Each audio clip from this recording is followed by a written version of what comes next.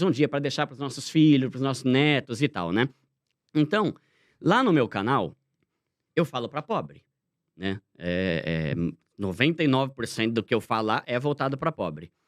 E o que eu vejo é que tem muita distorção a respeito do aluguel versus financiamento. Tem muita comparação sem noção nenhuma que não se aplica para pobre, tem muito valor que não condiz com a renda de quem é pobre. Então, vou dar um exemplo. O que vale mais? Você financiar uma casa de 400.000 ou você alugar e pagar um aluguel ali de 1.800?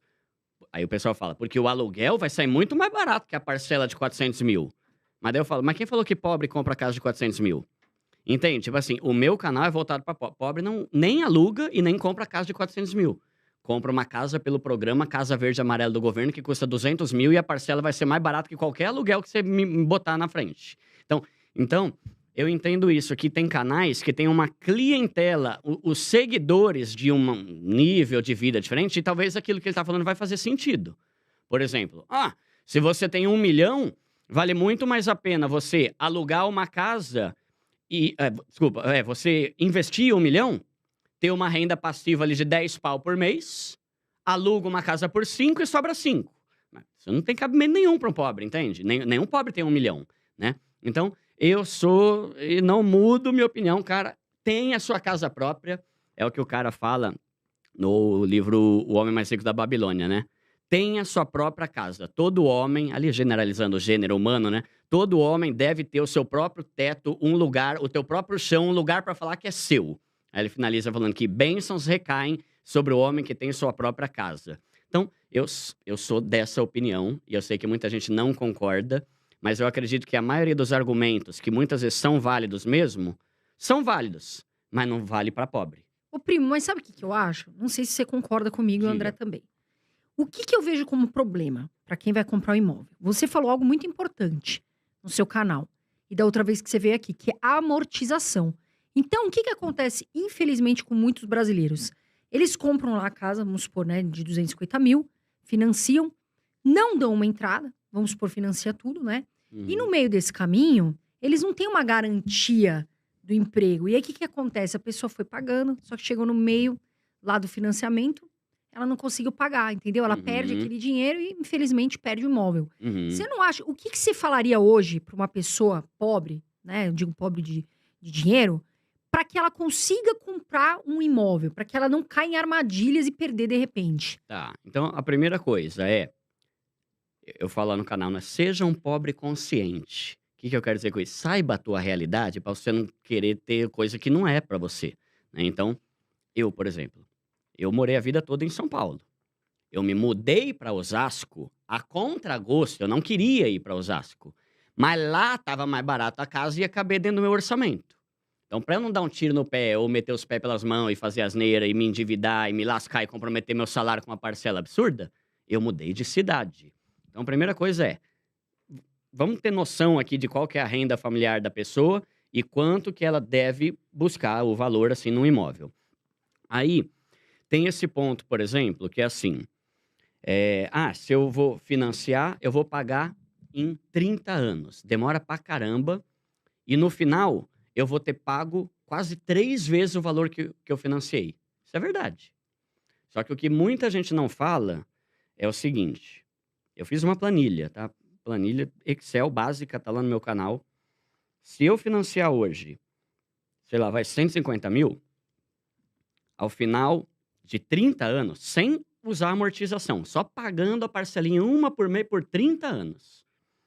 Eu financiar esse valor aqui, aos 30 anos, lá depois, no final, 150.000, eu vou ter gasto mais ou menos 400.000. Caramba, Duda, você pagou quase 3 vezes mais. Que treta, hein? Pois é. Só que eu fiz o cálculo de que se você alugar uma casa que também custa o aluguel 1.500 por mês, após 30 anos, reajuste após reajuste, ano a ano, você vai ter gasto 900. Então esse é o primeiro ponto que eu queria falar aqui. O primeiro não, que eu já falei vários. É uma coisa assim. Financiar você paga 3 vezes mais, tá? E alugar você paga 3 vezes mais do que quem financiou. Entende? Então, às vezes eu vejo uns comparativos assim. Olha, aqui está uma casa e o valor da parcela é 1.500. Aqui está um aluguel e o valor é X. Só que a gente vai fazer aqui o cálculo de quanto você vai gastar, aí vem numa letrinha bem pequenininha lá embaixo. A gente não vai levar em conta o reajuste anual do aluguel. Cara, se enterra, bicho. Como é que você quer fazer um comparativo de aluguel sem levar em conta o reajuste do aluguel, né?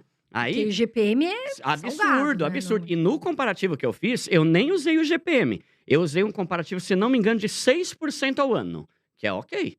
Se for se basear no IGPM ou às vezes no IPCA, 10%. O GPM já foi 20%. Peguei uma média basiquinha ali, 6%. No final, o cara vai ter gasto 800 mil. E acabou, beleza, vai pra cá que o imóvel não é teu. E na casa eu paguei 400, que é metade, e é minha casa. Eu posso vender a casa e recuperar os 400. Então, eu não sou a favor de alugar de forma nenhuma. Eu penso que a pessoa tem que buscar o máximo de informação para saber como baratear a coisa. Então, tem programa do governo. Tinha antigamente o Minha Casa Minha Vida, que depois mudou para o Casa Verde e Amarela, que agora, pelo que eu entendi, vai voltar a ser Minha Casa Minha Vida, com a mudança aí do presidente, né? Então, o que é o Casa Verde e Amarela? É um programa que vai te dar juros, tipo assim, metade do valor de uma casa normal. Se hoje os juros de um financiamento tá 11, lá é 5,5. Se não me engano, você consegue a partir de 4 e pouco. E ainda te ajuda com metade do valor da entrada, que é o tal do subsídio que o governo dá. Então, você pega ali, vou dar o meu exemplo. O meu apartamento lá custou 250 mil. Eu dei uma entrada, consegui um monte de benefício, paguei o valor e a minha parcela era 1.300 por mês. Eu pesquisei, sabe esses aplicativos Viva Real, Zap Imóveis, esse negócio de Sei. aluguel? Nenhum apartamento lá de Osasco era mais barato do que a parcela que eu pagava. Por pior que fosse. Tipo assim, uns apartamentos zoados, sabe? Que você olha a foto e fala, caramba, o cara não teve nem o trabalho de arrumar a casa pra tirar foto. Feio o imóvel. O valor da parcela do aluguel era mais caro do que o valor da parcela que eu tô pagando e que vai ser regressiva, né? Porque quando você financia, a parcela vai diminuindo mês a mês. O aluguel vai aumentando.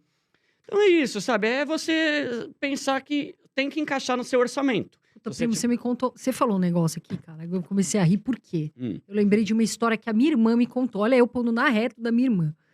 A minha mãe tá vendendo a casa dela, que é uma casa grande ali na Granja Viana.